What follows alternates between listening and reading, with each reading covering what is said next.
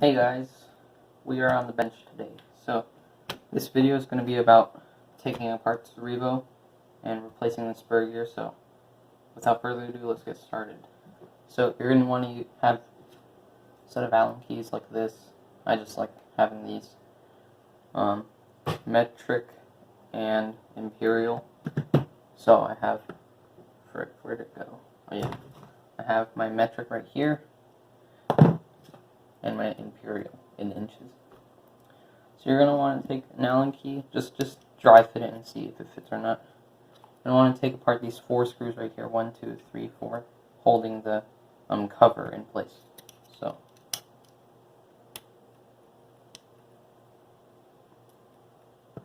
and these are sometimes going to be pretty tight from the factory.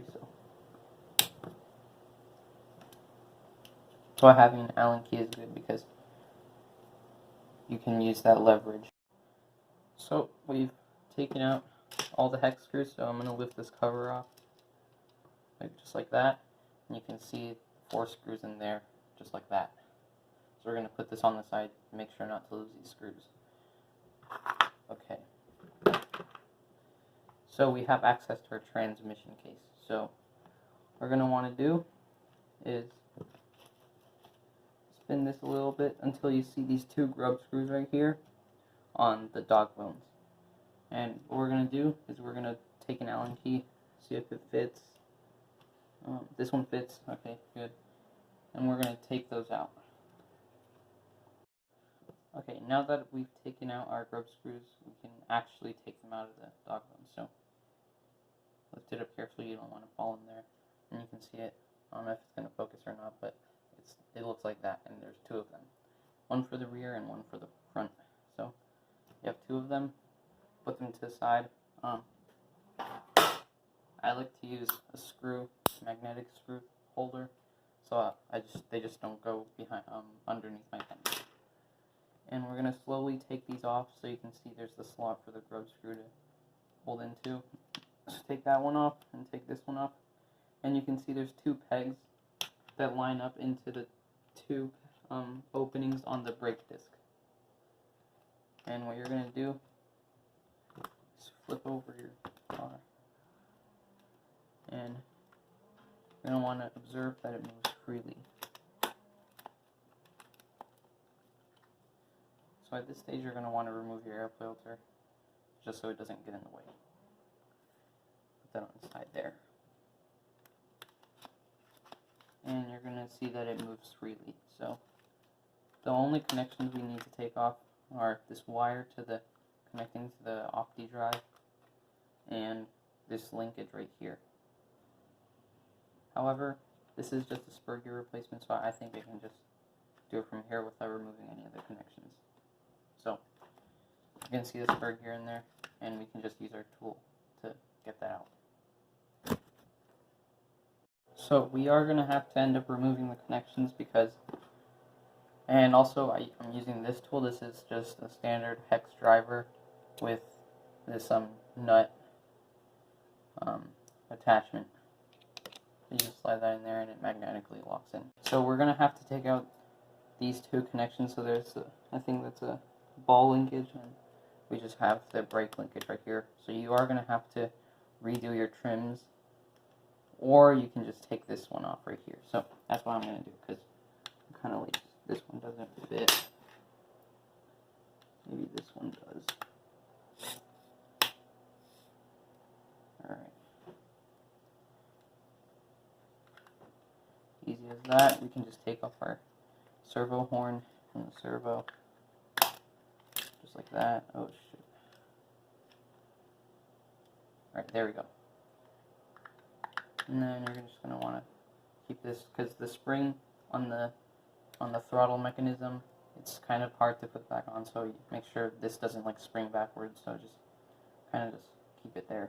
So yeah, I was able to take it out using these needle nose pliers, so make sure you don't lose that screw. This is for the servo horn. So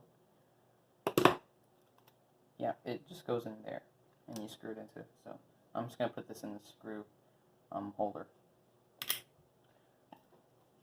And once that's done, we can take our transmission out like this. And I was wrong about the ball linkage. You don't have to take that out. You can just leave that on there. It's not that hard to take off. So, observe the slipper clutch. So this thing uses pads, or, well, they all use pads, but it doesn't have a spring. And this one is missing pads. All the Revos I've worked on from people, they're always missing pads, which is really weird. So this one actually only has one, but that's probably why this spur gear got stripped, because there's no pads in it. So that's that. You can just take that off, nut, put that in the screw bag, or a screw holder. Slowly remove this off, and you can actually do is just, you see how this is really worn out and really slippery. Just flip this over and you got basically a new fresh pad, or yeah, brake disc, or no, sorry, slipper disc. And you can just align that with the 4 pegs right there.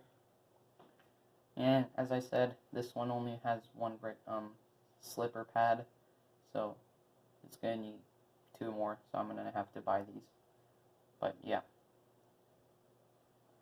And then once you just replace your pads, just put it back on. And gear nut. Usually if you buy the pads, they'll actually include a spring like what you would see in a T-Max, so it's actually adjustable. So you can just use that as an aftermarket part. But they don't include it in the stock, I'm afraid. So have our new spur gear. That's the part number if you want to know. Oh, see if it focuses. Okay. And we're just going to take that out.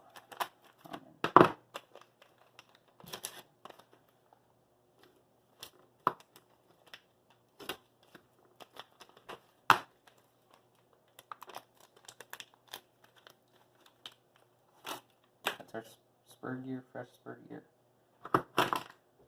So what we're now going to do is take off the bearing and this holder for the pads. So what you're going to do is, you see these 3 screws right here, you're going to take this out with an Allen key, like that. Another screw. So what we're now going to do is just try to pry this off with our pliers, just like that. So we have our pad holder. You can see those little pegs that the pad slides onto, and just put this in our screw holder. And you can see this has it's 1 bearing, 1 blue bearing. So we're just gonna push that out, just like that. You can see that bearing right there. Screw holder. And this is garbage. So we have our spur gear. It's in pieces. This is the new one, the fresh one. And right now, as you probably noticed, I only have 1 slipper pad. I'm just gonna do it to show you how to assemble it back and put it back together. Always run your model with 3 of these. Never run it with 1. It'll end up being out of mesh, and it'll go like this when it's moving, and it'll destroy your spur gear. So just make it have 3 of these. I just don't have them. I'm ordering them right now, and they should be here soon. So as I said, I'm going to be disassembling this anyway. So you have our gear, and make sure, so observe that this one side has lettering and the rings are raised, while this side is, the rings are kind of low to the gear and it has no lettering. So this side is where we're gonna put this slipper pad holder right here, and we're gonna put our screws on this side with the lettering. So make sure the orientation is correct. So we're gonna put our slipper pad holder. You don't have to squish it in, but like it just keeps it nice and tight. It's not gonna stay in there, but it just kind of like friction fits a little bit. So we're gonna put our screw. We're gonna put on the correct side with the lettering. First, gonna take our Allen key. Just kind of spin it in there until it goes into threads and just thread it in there. It doesn't have to be tight. We're going to do that later. Let's do that for all three. And make sure not to do it tight.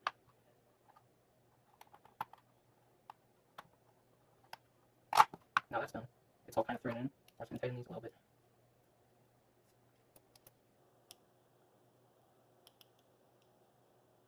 And make sure to tighten them evenly. You don't want one being tighter than the other because your spur gear will kind of move weirdly and it'll be out of mesh and you'll have to get a new spur gear really fast. So that's a tip.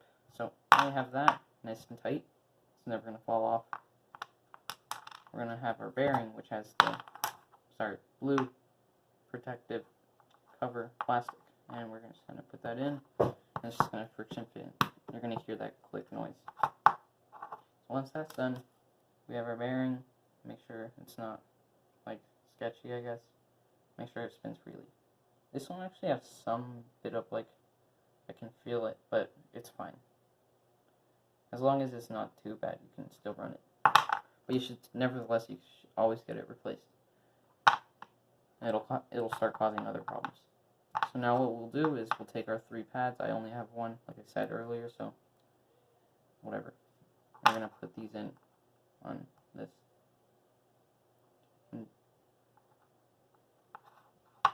Now that's done. You're supposed to have 3 of these. Just put them in the pegs. And just a tip, if you're using the old ones that you were using previously, just flip them over and you'll have a nice fresh new face. Now that's done. Your spur gear is ready to go, and it's ready to be mounted on your truck. That was just how to assemble the spur gear. Next up on part 2 will be how to actually put it back on your truck. Hey guys, this is Jaden from the future. So I took the everything apart and I did put in the new spur gear. You can see this one doesn't have, this is perfectly new, and I did screw this in like I showed you how to previously, and the bearing's in there. Oh, it just clicked in. Now it's in there. And the pad holder is also bolted in with the screws. So this, let me get that lined up right there. Alright, this is the way it's supposed to be all screwed in properly. So this is going to be your slipper disc. So as I said, have this side, the new side, facing the pad, so you have like a fresh surface to work on. So it's like a refreshener. And then, crap. Sorry. And have the pad, obviously, facing the disc. You don't have to switch the orientation of these. These don't really matter. Just have these. I'm actually missing 2 of them on this one. So I'm gonna have to order that. And Traxxas offers either the Rulon ones, which are just basically like nylon-ish, and then they also offer the heavy-duty slipper rebuild kit, which includes metal ones with, I think it's a carbon fiber disc. I'm not sure. And I think it's also a metal spur gear. But I'm just gonna get the rebuild kit, which has these ones, so I can reuse this one again if one of them breaks. Stop moving. And then you also have 2 washers, which I forgot to mention. They fell out and they were just stuck in like that little corner. So I finally found them. And these actually, they're kind of slanted. So you're gonna have, so they're kind of slanted like this, like a kind of like a half circle. So you're gonna want them slant, like the corners touch in each other. So you're gonna shoot. Let me see. And so I did look at the exploded diagram. So that's how you want them.